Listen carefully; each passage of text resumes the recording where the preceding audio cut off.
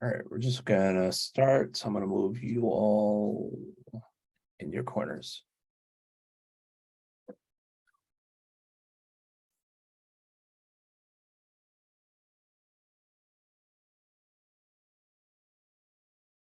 So all I'm gonna do, Seal, is just introduce myself, and you can introduce yourself, and I'll let you take it away and do it however you choose.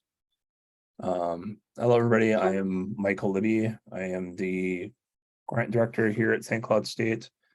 Part of our program is to make the community more aware of the intersectionality between disability, sexuality, gender, and more focused on trauma this week. This week we are having Seal Dwyer speak a little bit more on trauma.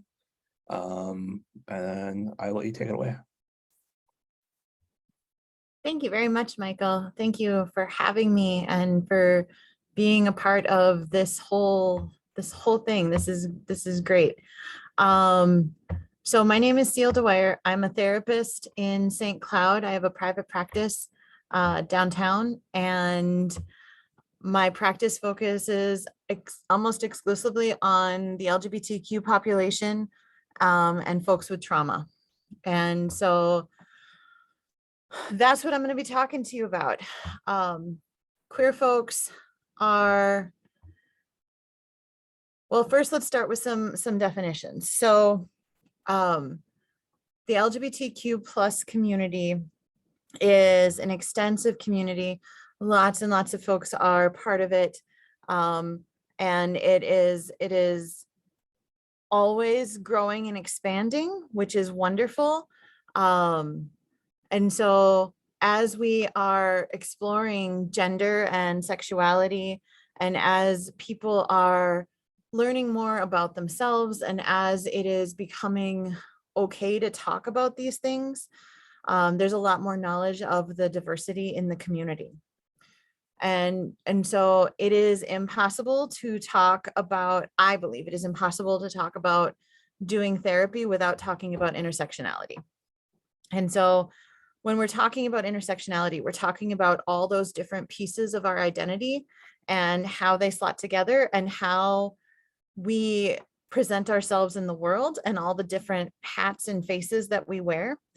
And so intersectionality includes gender, it includes sexuality, race, it includes ethnicity, body size, ability, it includes neurodivergence, it includes so many different aspects. And when people are safe to bring their whole selves into a place, there's a lot more healing that can happen. And so my practice really does focus on the queer community and on trauma. I believe that trauma is the epidemic that is driving all the other epidemics. All of the behaviors that we undertake to try to medicate our trauma that are showing up as maladaptive behaviors in the world, all of those are rooted in trying to deal with the pain of trauma. So let's start with a definition of trauma. Trauma is quite simply an overwhelming experience. That is the only definition I use, because what is overwhelming to a 5-year-old is different than what's overwhelming to a 35-year-old. What is overwhelming to someone with resources is different than what is overwhelming to someone without resources. I can't decide what is trauma for you.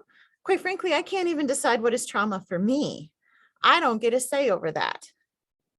The part of the brain that decides what is trauma is called the amygdala. And so when we're talking about trauma, we're talking about brain structures. And so real quick, I'm going to kind of go through how the neurobiology of this works. So when we're talking about trauma, we're talking about something called the triune brain, or the 3-layered brain.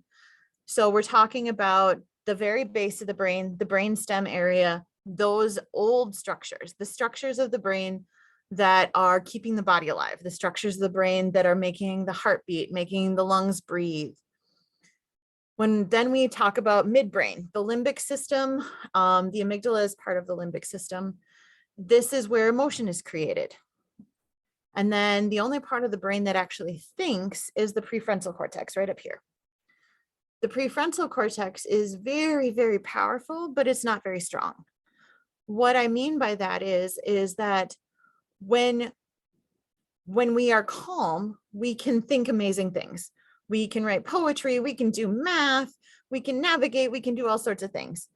But if our brain gets flooded with emotion, or if there's a hint of danger, we lose the ability to think. Quite literally, the vasculature, the blood vessels of the brain are designed in such a way that if we are too upset, if our blood pressure rises too much, we are physically unable to think.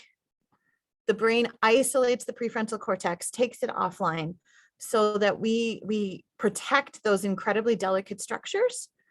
But that means that either the emotion brain or the survival system, it's what's running the body. Now, in a normal day, this is supposed to happen. We can think thoughts, we can feel feelings, our body is alive, it's cool, it's neat.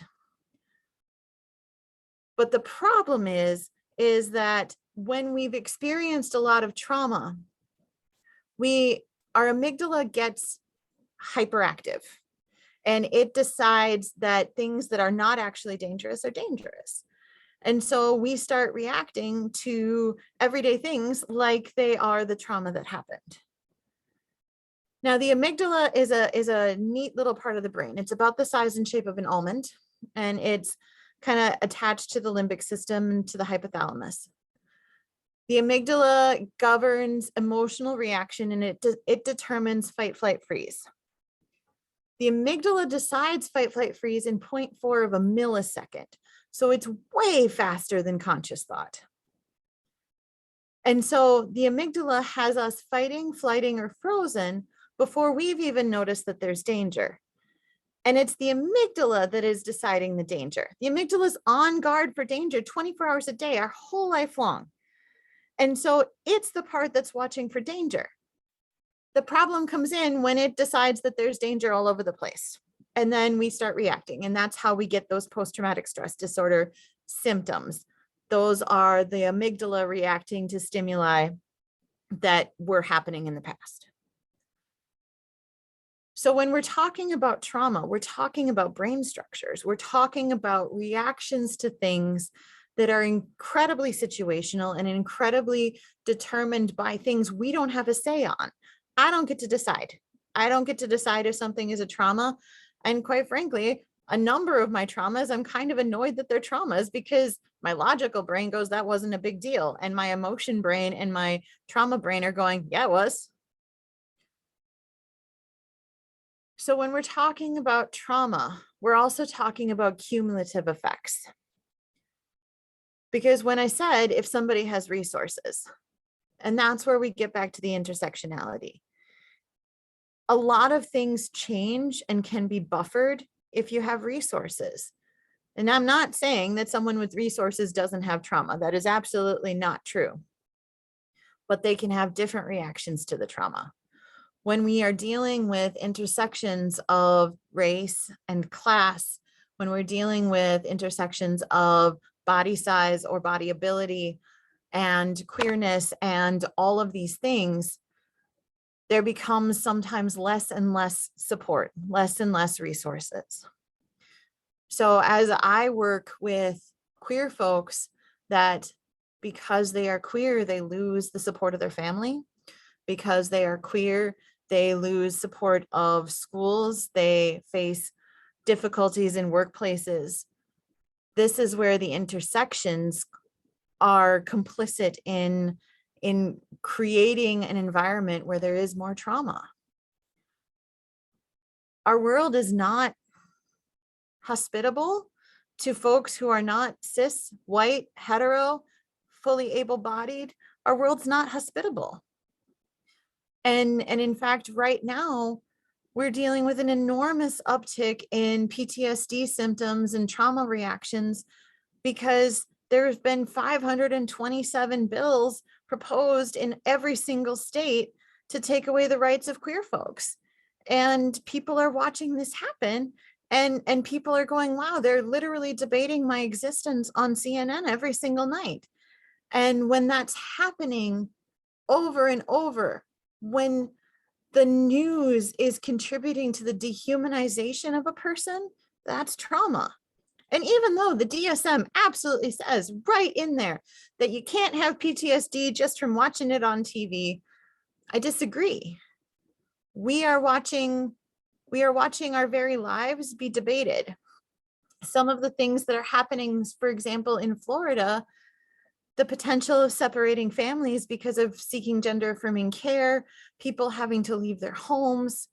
This is trauma, and it's trauma that we are watching live on CNN, live on TikTok. We're seeing this happen. We're seeing this happen within our bodies and in the bodies of other people in the community. And even here in Minnesota, I feel incredibly grateful to be in Minnesota. We've worked really hard to make Minnesota as safe as it currently is. There are still bills. There's still bills. I mean, they're not going anywhere, but they're still being proposed. And when I was down and testifying to ban conversion therapy in children this year, listening to the other people talk about how that I am an abomination because I am a queer person. And when you hear that so many times, I don't believe it. I don't believe it at all, but it becomes stressful to hear it over and over and over again. So the queer community, because of its intersectionality, because of its identity, is being targeted right now on a national and an international scale. For example, over in several African countries, people are facing being stoned to death for being queer. This is where identity becomes a target. So we're dealing with trauma on a systemic level. When we're talking about homophobia, transphobia, when we're talking about racism, when we're talking about ableism, when we're talking about all of these different systemic problems and the impact that they make on people, they layer stress in a body. So if somebody maybe has a car accident, we can understand that could be trauma easily. But what if it's just going to school in an environment where you're not accepted, even if nothing overt happens, even if you're never beat up, even if nothing direct to you happens, you feel the oppression every single day. That's trauma. That becomes trauma that builds up in our bodies, and our bodies are constantly telling us that this is dangerous. And again, we don't get a say. It's the amygdala. The amygdala is saying you're not safe here. And using the school example, we're asking kids to learn, and learning is something that takes safety to be well functioning. We're asking kids to learn in an environment where they don't feel safe. And if anybody doesn't think the kids know, the kids know. Most of the kids are far more savvy than most of the adults. And so kids know what's going on. They feel the impact in their bodies. Queer folks as a whole, as a community, have the added step of coming out. Cis folks and heterosexual folks don't have to come out. They don't have to question their gender.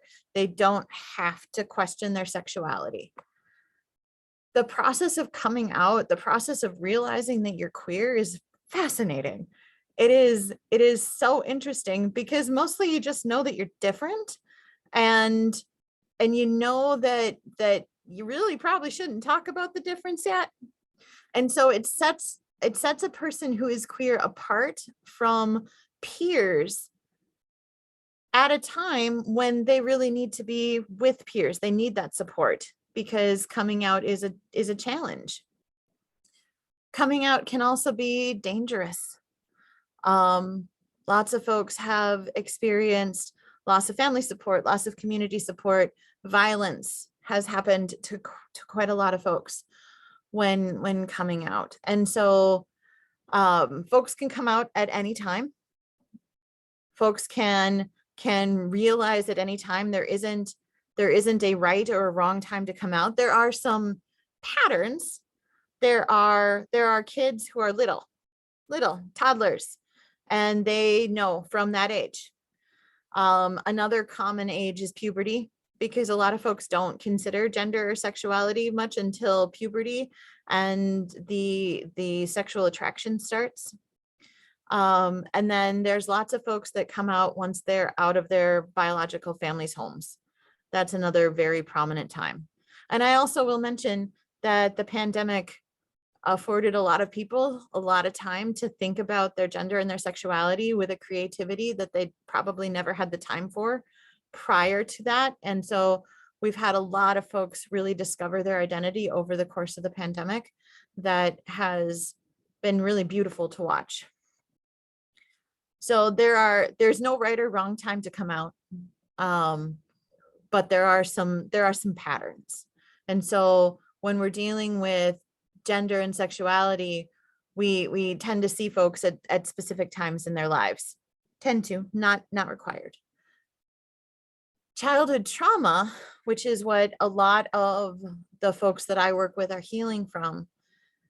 A lot of those folks seek therapy in their 20s and 30s, and even their 40s. And so we get a lot of folks who have lived in their childhood home, have experienced the trauma, and then have gotten out and stabilized enough and then decided to heal. And when we're talking about childhood trauma, we're talking about generational trauma, because it's really hard to not talk about the one with the other. And so generational trauma is the patterns and the experiences that are passing down both epigenetically, so both at our actual DNA level, as well as behavior patterns, thinking patterns, implicit messages from family. Generational trauma is incredibly powerful because most of it is not spoken aloud.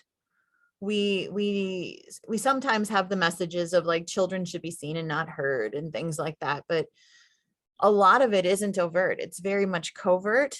And so being able to have the awareness and the insight to challenge generational trauma, because generational trauma tends to become childhood trauma in each generation. Tends to, not required, but tends to. And so the folks that I'm working with typically are the first people in their families, in generations, to look at their family systems and to say, this isn't right. I don't want to keep living like this. I don't want to pass this on. And the intense, immense power in somebody looking at generations, because based on epigenetic studies, and yes, these are rat studies and rats are not humans, and I understand that, but based on rat studies, the trauma can pass down for 13 generations. 13 generations. So that pushes humans back into the 1500s, which means that there can still be stuff in our bodies from colonialism. There's stuff in our bodies from the Black Death. There's stuff in our bodies from the famines that swept Europe. Like all of that stuff is still in us. And it causes reactions whether or not we're conscious of them. An example, when I was a teenager, I found myself absolutely terrified of being chased in the woods. It was a very specific fear. I had no idea where it came from.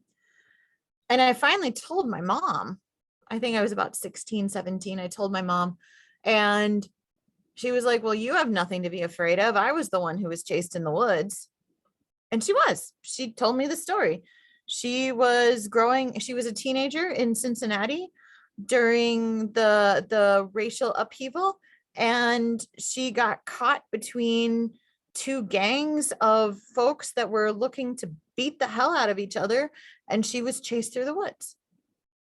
That happened once. It was clearly trauma. The way she described it was clearly trauma. I've never been chased through the woods, but I had that memory and that reaction in my body. those kinds of things can pass on. So how much of our behavior, how much of our patterns, how much of our choices is us, is my choice, my conscious choice, my thought out choice, and how much of it is a trauma pattern that has possibly been in existence for hundreds of years. So generational trauma is incredibly powerful, and it's in all of us. Like, that's all of us, every single one of us. And I'm not saying every single one of us has childhood trauma, although a lot of people do. But we all have these generational patterns. One of my mentors, one of the people I learned from, works exclusively with Holocaust survivors' children. And many of these children, strangely, actually didn't even know their families were able to survive the Holocaust. But the children, these children who when this person is working with them are in their 60s and 70s, these children have PTSD from the Holocaust, even though they didn't even know that their family existed through the Holocaust. That's the power of this stuff. It is intensely powerful. And in order for us to break these generational curses, we have to heal. So when we're talking about trauma, it's enormous. It's an enormous topic. I say all the time, I would love to work myself out of a job, but that's just not going to be a reality for a long time. Being a trauma therapist and facing all of this, a lot of these folks that I work with, this is, like I said, the first person in a generation of in generations of a family. And there are so many families. And it's interesting because often when one person in a family starts to heal, then others start to follow. And we can create tremendous healing and heal backwards as well as forwards. And so when it comes to queer people, when it comes to the members of the LGBTQ community, there's already a piece of being set apart because we're queer, because we've had the experience of coming out, because we've had the experience of being different, had the experience of being othered. That experience can be trauma all by itself. That experience of being othered, of being differed, but it also gives us all a tremendous amount of strength and insight into ourselves. It gives us knowledge of ourselves that our cis and het folks don't have to challenge, at least not in the same way. And so queer folks challenging the trauma, there's a lot of queer folks challenging the trauma. There's a lot of queer folks saying, hey, this isn't how I want my family to keep going. There's a lot of folks saying, hey, this isn't the world I want to create. I want to create a different world. I want to live in a different world. And so we have to heal. And in healing, we have to examine all of these structures.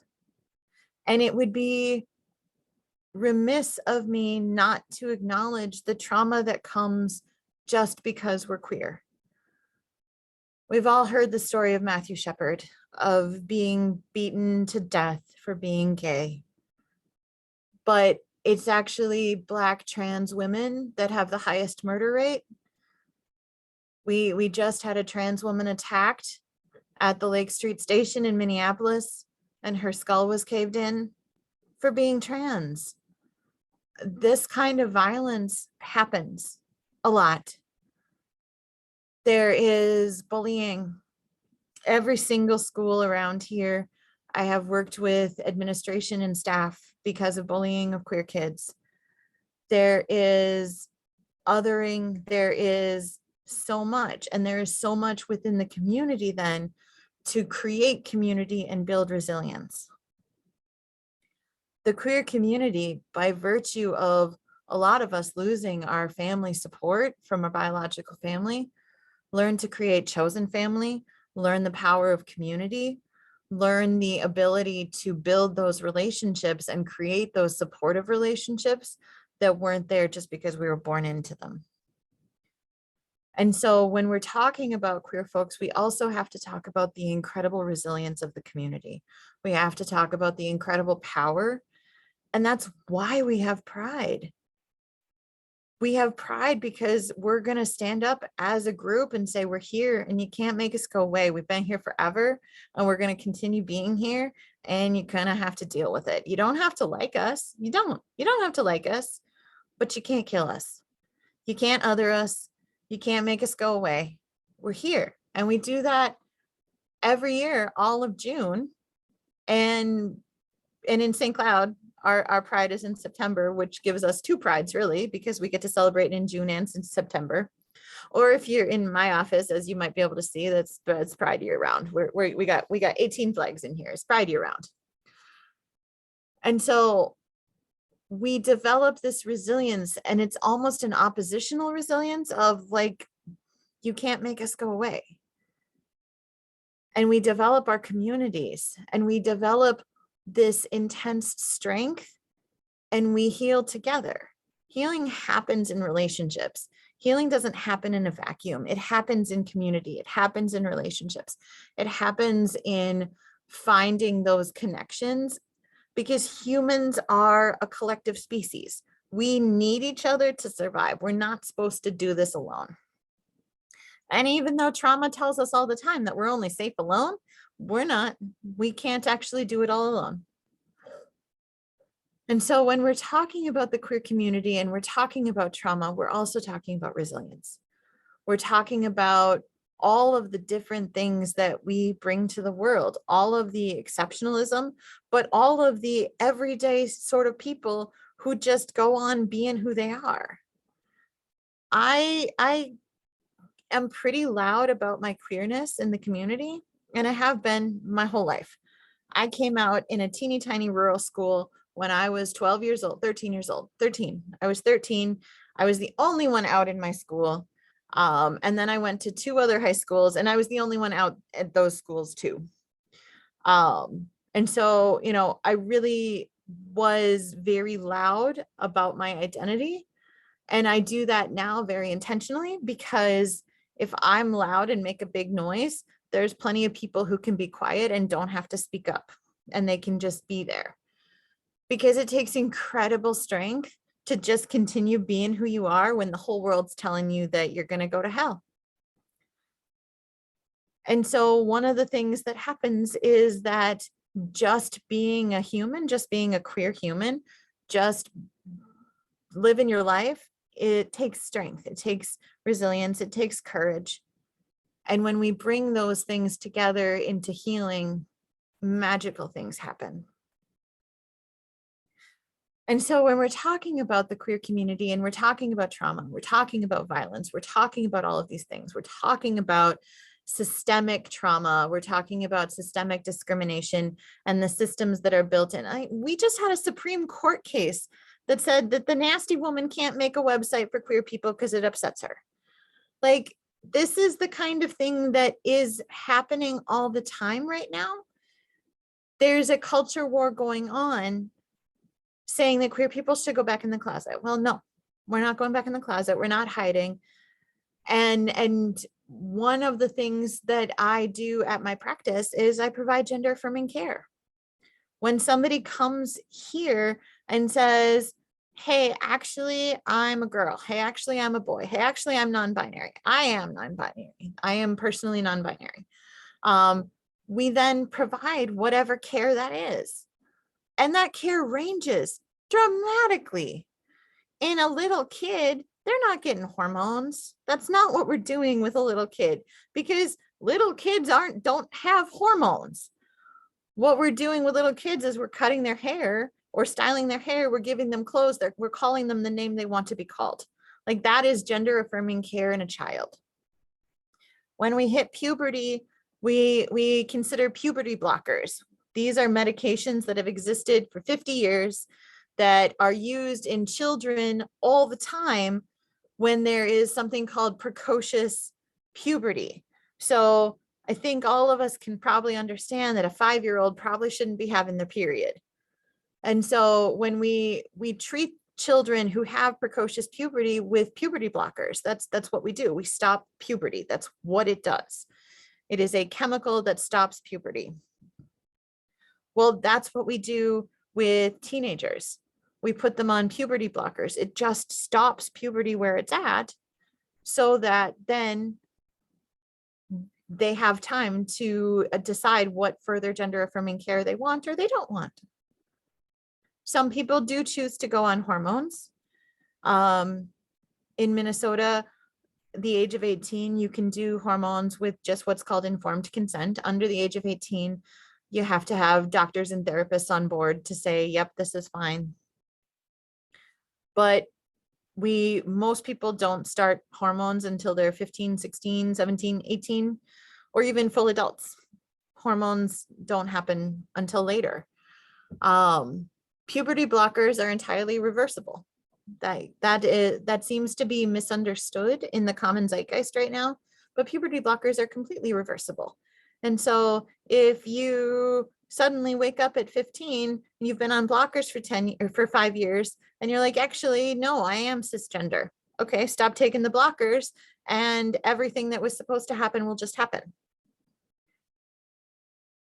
If, however, you're 15 and you're like, yep, nope, I am absolutely trans, and you start taking the hormone replacement therapy that is appropriate for you, then you will start to grow the secondary sex characteristics that are appropriate for the gender that you are. There's almost no surgeries happening in Minnesota under the age of 18. There's a few, I know of a few, but not many. Most surgeries happen over the age of 18, and not everybody does surgery. So we're talking about quite a range of care, ranging from a haircut to surgery.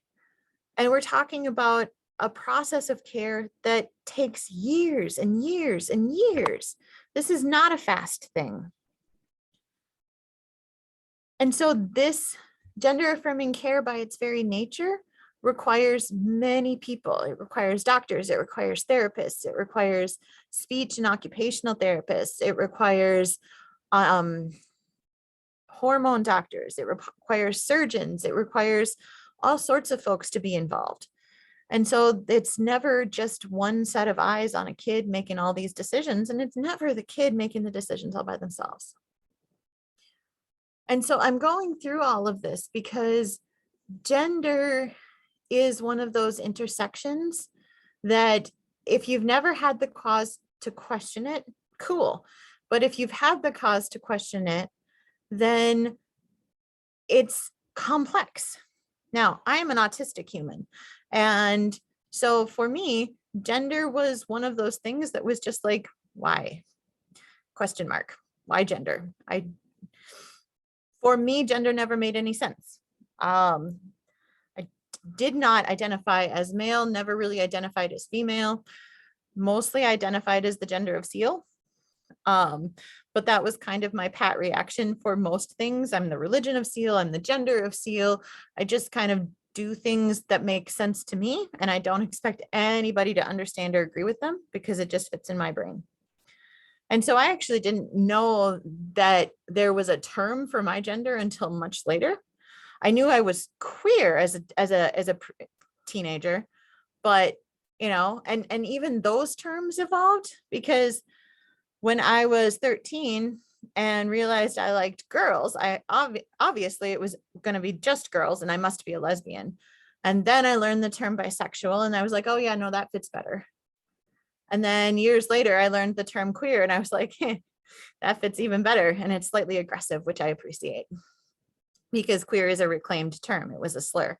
And so being a reclaimed term, it does make some people uncomfortable, especially older folks. And so when we're talking about gender, we're talking about a whole range of experiences that impact a whole life long.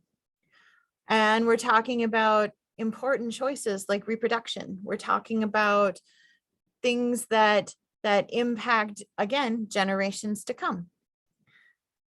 And so these are intense conversations, and these are conversations that folks are having at young ages because there are implications. If If somebody who is 15 starts HRT, then reproduction can be impacted.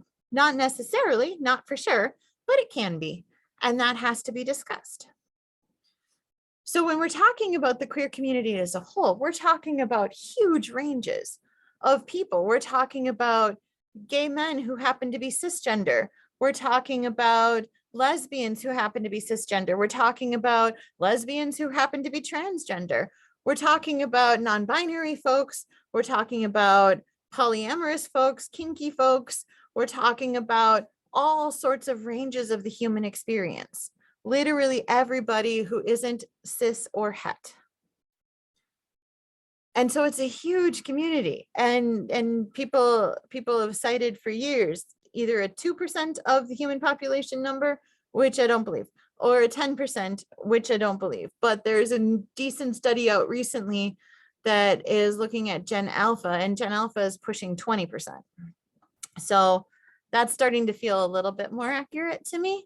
But I fully acknowledge my bias. I live in a world of queer people. I don't know a lot of cishet people just because of the population that I work with. And so we're looking at trauma that's being caused right now by the zeitgeist, by what is being allowed to be discussed. We're looking at historical trauma. We're looking at childhood trauma. We're looking at, on top of all of that, just the kind of trauma that we pick up as humans. We're talking about car accidents and sexual assaults. We're talking about medical trauma. We're talking about all sorts of things that happen over the course of a human life. And all of these come together and present a remarkable opportunity for healing. So as we move forward as part of the queer community, as part of the broader conversation that's happening, there's a lot of questions that can be asked. There's a lot of things that can change. There's a lot of joy. There's a lot of movement and experience and people who are bringing wonderful things. A lot of beautiful things are coming to the world because people are doing this questioning. When someone brings their whole authentic self to the world, there is no greater gift to the world. The intense power of someone's whole self, that creates change, that changes the whole world.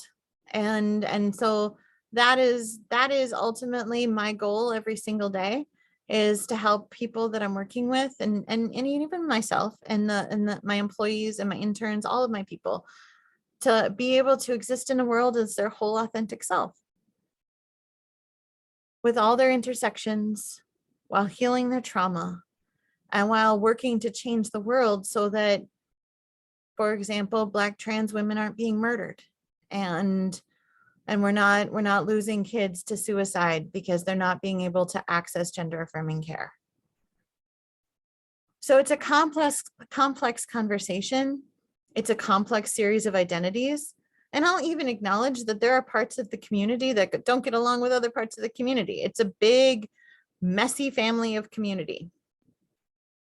And that's okay, because the complexity is welcome.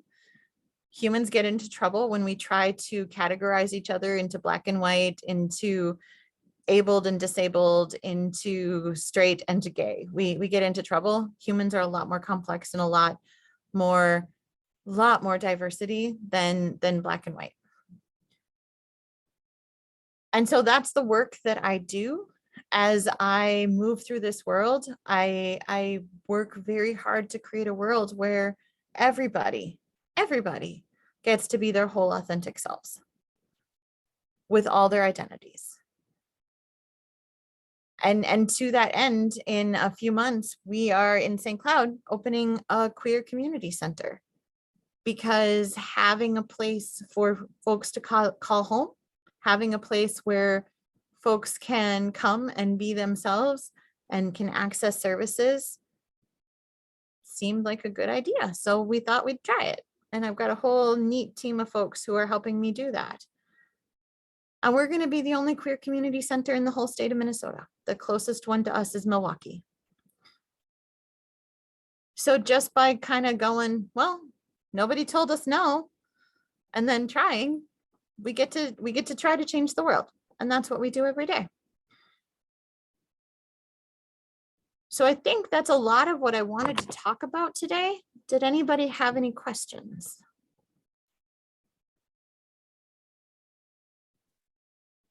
If they have questions, they can throw them in chat. Okay.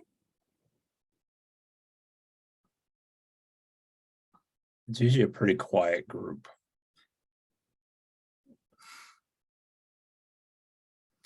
All right. Well, do you have questions, Michael, that you think the group should hear? Why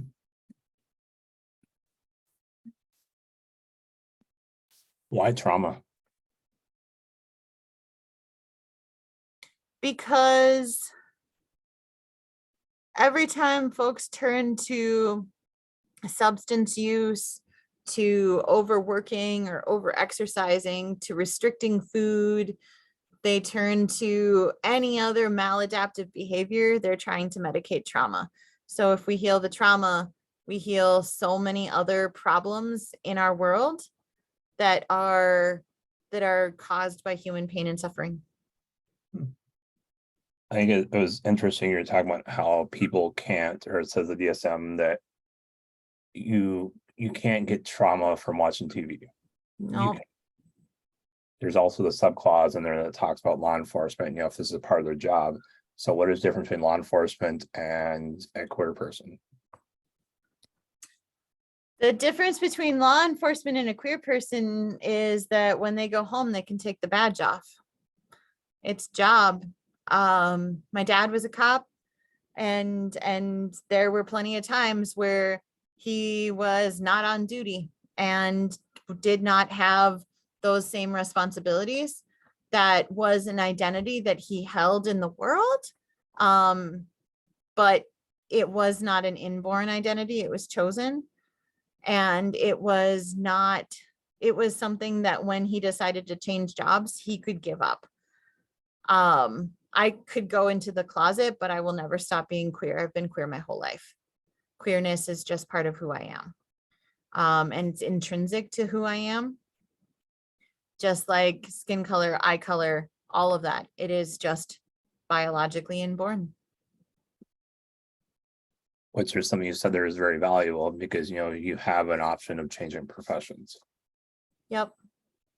And yes, you can turn the TV off, but what happens when you're walking down the street and these insults come out, or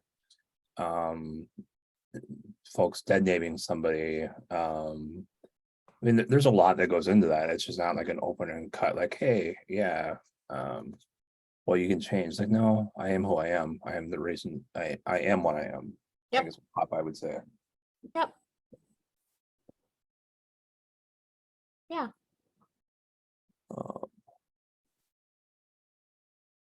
Let me pick on this person real quick. Whoever he's picking on, I'm sorry. It's Lauren.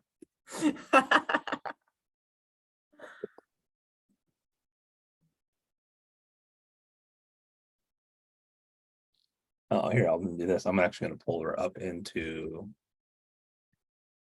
I don't know where this works. I hate this technology. It's too hard for me.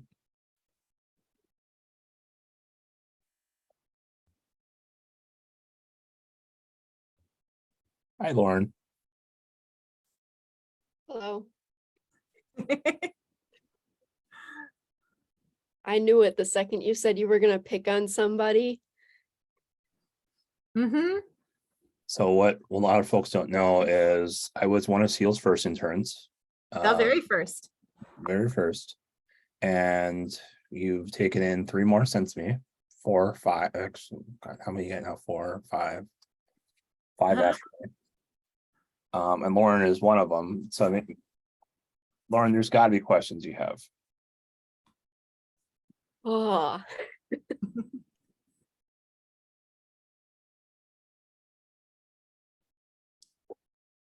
I guess so we're talking about a lot how we see a lot of social media and through the TV. What are some ways that people can try and cope with that? I know it's, Mhm. if that Yeah. makes sense. It does. That makes great sense. So, doom scrolling is self-harm. Like that's what it is. Doom scrolling is self-harm. Um, limiting yourself, making sure your social media feed is curated to stuff that does not, like, it's important to be informed about the world, but it's also important to not be staring at the hurricane of horrible things that are happening all the time. So taking a break and looking at nice things. I mean, I believe the internet exists for cat videos. Like, let's find some cat videos, and like that will make things better for a short period of time. And so like limiting yourself to a certain amount of time a day or to certain sources, unfriending, allowing yourself to unfriend or unfollow people who are being toxic or hateful. That's always a challenge, especially like with families, but that's why we have the unfollow. Like we don't have to listen to Uncle Earl talking about how awesome Trump is and how, we're going to get rid of all the trans people, eradicate the trans people is what they said. We don't have to listen to that. We are aware that Uncle Earl feels that way, but we don't have to take it into our bodies on a daily basis because our bodies hold all of that stress. And so even if every single post doesn't provoke a reaction, when you got 400 posts all pounded up into your chest and your chest feels tight because it's heavy all the time, yeah, we got to take a break. We got to go outside. We got to talk to friends. We got to find community. We got to find support. We got to find therapy. We got to find all sorts of things because we deserve to live unmolested from time to time. Yeah. And that's just a great, way to sum that up. Yeah.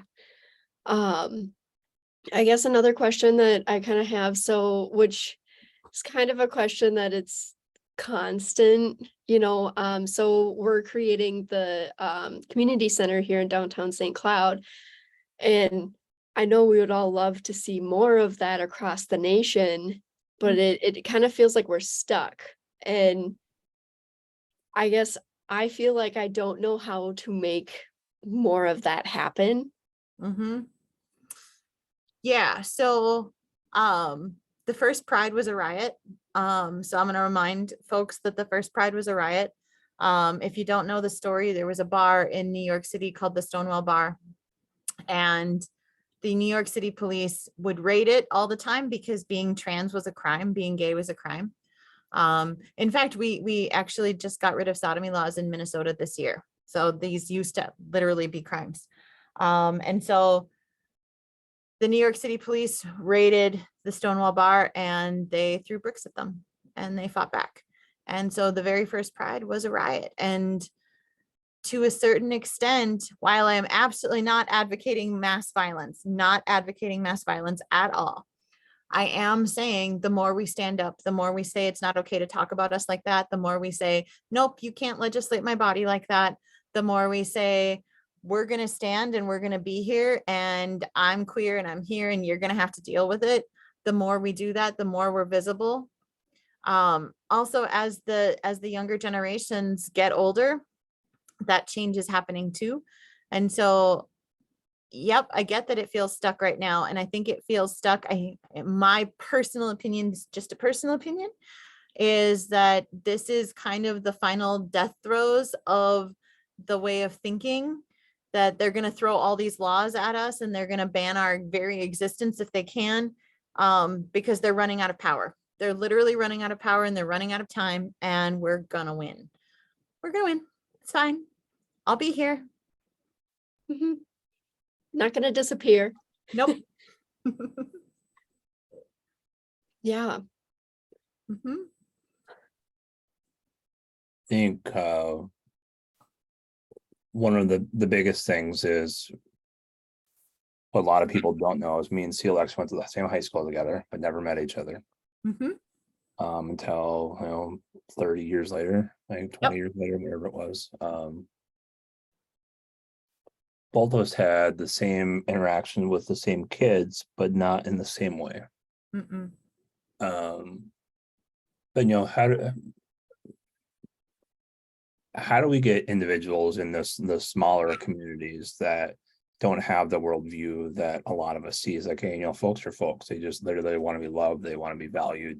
They want to be seen. They want to be heard. Like, how do we change that? I was 14 years old when we got the internet in my house. It was dial up. It was real bad. And getting the internet, I discovered GeoCities, which literally doesn't exist anymore. And I'm totally dating myself right there. But I had a GeoCities page in the West Hollywood area. And this was like very early HTML. So it was nothing but like flashing violent rainbows everywhere, because I could be out online in a much more visible way than I could even be out in school, even though I was. And so a lot of, especially in the rural communities, a lot of folks turn to the internet because they can find community there that they can't find in their small towns. Now, the thing that I will absolutely say is that there are plenty of queer people in small towns. There are lots of them. And the fact that we're building this community center in St. Cloud, not in Minneapolis, not in St. Paul. Like, I love Minneapolis, St. Paul, but this is St. Cloud, and we're going to do this here. St. Cloud has a huge queer population, huge. And so like, and we serve a lot of outstate, and so I've got a lot of folks that I work with that are in some of the small towns in northern Minnesota and in southern Minnesota. And so I think a lot of them will be very interested to see what we're doing, because we are seeing changes happen in some of the smaller communities. Last year we watched the community of Becker have a whole kerfuffle because their school board got very upset, and Outfront Minnesota had to come in and be like, Becker, you can't actually do this. Let's stop now. And we've had this happening. Annandale's had that going down. Sartell's had that going down. But also, like, there's a pride in Fergus Falls. There's a pride in Brainerd. There's a pride in Bemidji. There's a pride in Ely. Like, we've got prides that are happening all over the state. Outfront Minnesota went to 30 some odd prides this year, all over the state of Minnesota, all over the state. So the organizing is starting to happen on the rural and local level. And it's really neat to see. It's really neat to see. I think that's all I have. I don't know if anybody else has questions. We've got a smaller group today, but that's okay. Well, thank you very much for having me and letting me speak. Thanks for everybody who hung out and listened to me prattle on for, 50 minutes or whatever. I appreciate the time to be here. Stop the recording.